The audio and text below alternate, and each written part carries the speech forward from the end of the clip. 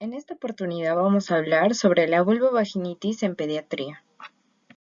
Primero, para recordar algunas definiciones, vulvitis es la inflamación de la vulva, donde encontramos prurito genital externo, quemazón, eritema o rash. Vaginitis es la inflamación de la vagina, donde encontramos flujo que puede estar con o sin olor o con o sin sangrado. Y vulvovaginitis que incluye a la vulvitis y a la vaginitis. Otro término que quizás nos puede llevar a una confusión es vaginosis, que es una infección de etiología bacteriana a predominio de Gardnerella vaginalis. Debe hacerse la distinción entre una vulvovaginitis pediátrica, juvenil y de una adulta, porque tiene características tanto epidemiológicas como fisiopatológicas y etiológicas muy diferentes. En cuanto a la clasificación de la vulvovaginitis en pediatría o en la infancia, esta se divide gracias a su etiología en dos grandes grupos, las inespecíficas que representan 2/3 de los casos y las específicas que solo representan 1/3 de los casos. En cuanto a las inespecíficas, estas están causadas por gérmenes saprófitos vaginales, es decir, por la flora normal de la vagina, que por disrupción de la homeostasis causó sintomatología y enfermedad polimicrobiana inespecífica.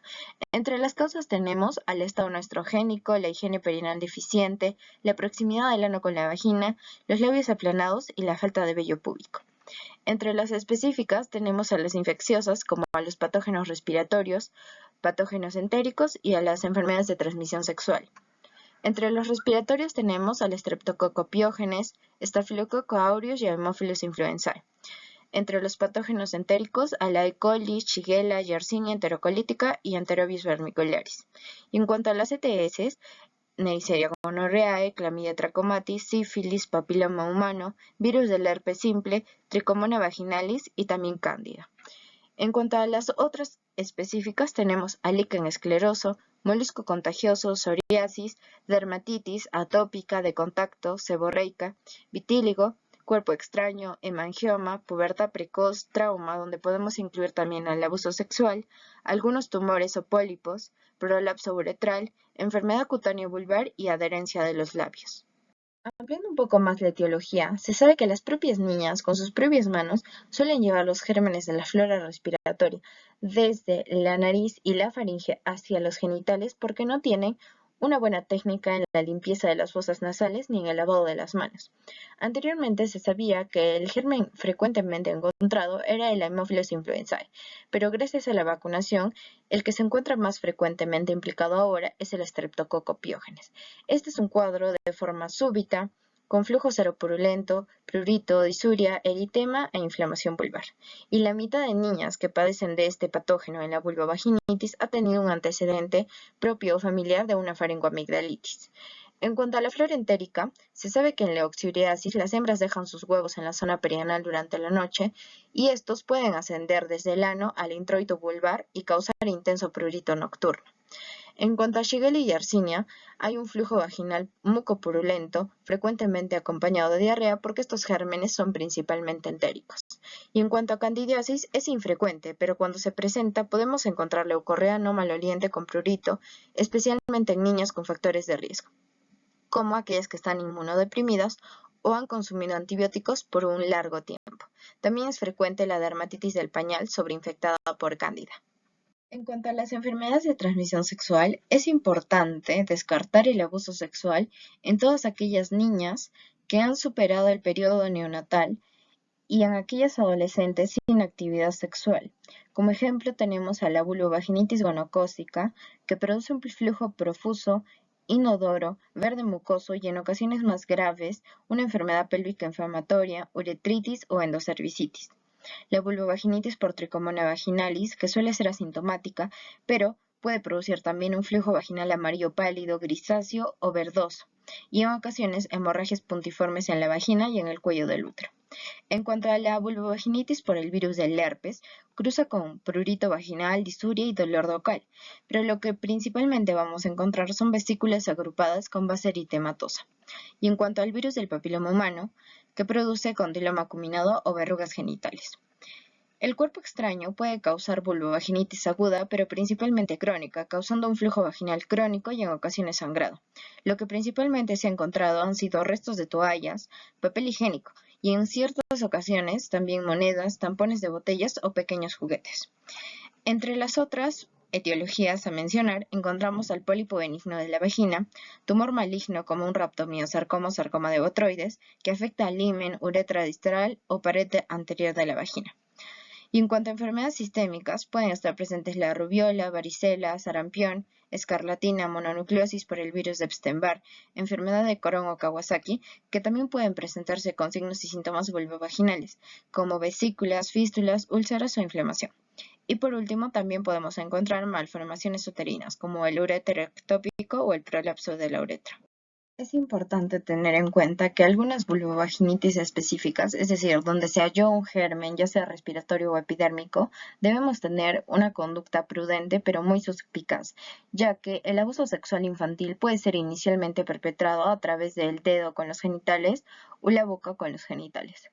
Y de manera inversa, existe evidencia de que hallazgos compatibles con una enfermedad de transmisión sexual como Gardnerella vaginalis o tricomonas no es de origen de transmisión sexual, sino más que todo malformaciones al nivel del sistema colector o se han transmitido por fomites. Por lo tanto, una excelente historia clínica y un alto índice de sospecha son indispensables para establecer un diagnóstico muy preciso. La fisiopatología de la vulvovaginitis en pediatría se basa en tres grandes causas. En primer lugar, el estado anestrogénico, ya que entre los 3 y hasta los 8 o 9 años de edad, los niveles de estrógeno alcanzan su nivel más bajo. Por lo tanto, hay una disminución de protección en esta zona. Además de que el pH es alcalino, va desde un 6 a un 7.5, y los genitales son muy diferentes a esta edad morfológicamente, porque los labios mayores y menores están menos desarrollados, hay ausencia del vello púbico protector, el himen es delgado y amplio, y tenemos una proximidad de la vagina con el ano. Todo esto juntado a los factores de riesgo, como por ejemplo la introducción de cuerpos extraños a las cavidades del organismo por parte de la niña, enfermedades dermatológicas o respiratorias, abuso sexual o juegos propios de reconocimiento a esa edad, junto con la dificultad para realizar una higiene apropiada, tanto como de déficit o exceso de higiene, y la aplicación local de irritantes, ropa interior de material sintético y mal hábito de limpieza postdefecatorio, nos dan una situación muy susceptible al sobrecrecimiento bacteriano. En cuanto al diagnóstico, como hemos dicho, las vulvovaginitis más frecuentes son las inespecíficas. Entonces, en la anamnesis tenemos que incluir preguntas como la higiene general e higiene postdefecatoria, uso de irritantes químicos como jabones de baño o detergentes para ropa, si la niña asiste a piscinas o saunas, antecedentes de diarrea, prurito perianal o prurito nocturno, antecedente de infección de vías respiratorias superiores e infecciones de la piel, preguntar sobre la posibilidad de la introducción de cuerpos extraños dentro de la vagina, tratamiento con corticoides u antibióticos de larga data, y si se sospecha de abuso sexual, podemos preguntar sobre si hay enuresis o si son varios episodios o hay resistencia al tratamiento o cambios de conducta de la niña. En cuanto a los síntomas que podemos encontrar, en una vulvovaginitis inespecífica puede estar presente el flujo mucoide no purulento de pequeña cuantía e inodoro. Y en una específica, el principal síntoma es la leucorrea o flujo vaginal y debemos investigar las características como el color, cantidad, olor, consistencia y duración, ya que nos van a orientar hacia un cuadro en específico. Seguido de la leucorrea encontramos el eritema hasta en el 82% de los casos, además de prurito, dolor, disuria a repetición, sangrado genital, enuresis y fetidez vaginal. En cuanto a los signos, para encontrarlos debemos hacer un examen por inspección de la piel, orofaringe, genitales y ano, y buscar la presencia de secreción purulenta, signos de inflamación y signos de escoriación por el rascado en el área genital. Este cuadro nos puede ayudar a diferenciar diferentes etiologías, como por ejemplo, si es que hay sangrado podemos pensar en un condiloma, cuerpo extraño, hemangioma, pubertad precoz, trauma, tumor, prolapso uretral, enfermedad cutánea vulvar, Shigella o incluso Streptococcus pyogenes. Y en caso no haya sangrado, podemos hacer un examen en fresco o cultivo para ver si la microbiota es normal o se ha aislado algún patógeno en específico, de los que ya hemos visto anteriormente.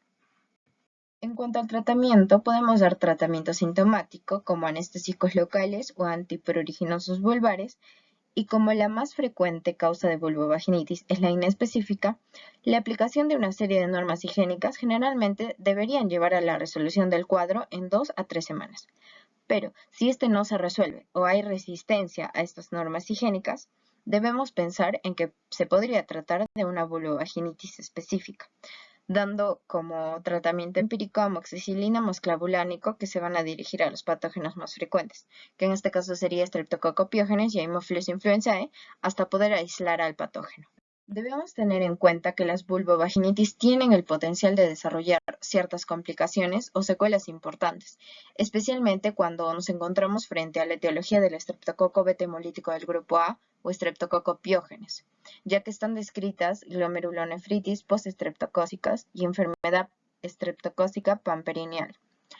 En cuanto a la prevención, es importante la vacunación para el Haemophilus influenza, la higiene perineal adecuada, ropa interior de algodón, evitar prendas de ropa ajustada y trajes de baños húmedos en niños, evitar jabones perfumados y desodorantes, y es preferible no utilizar suavizantes ni secadoras para el lavado de la ropa interior de la niña.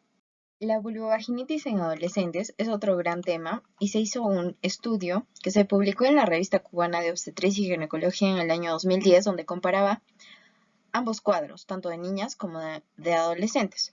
Se encontró que dentro de los factores predisponentes en niñas y adolescentes, el más frecuente es el mal hábito higiénico, seguido del uso reciente de antibióticos y los baños en piscinas o tinas.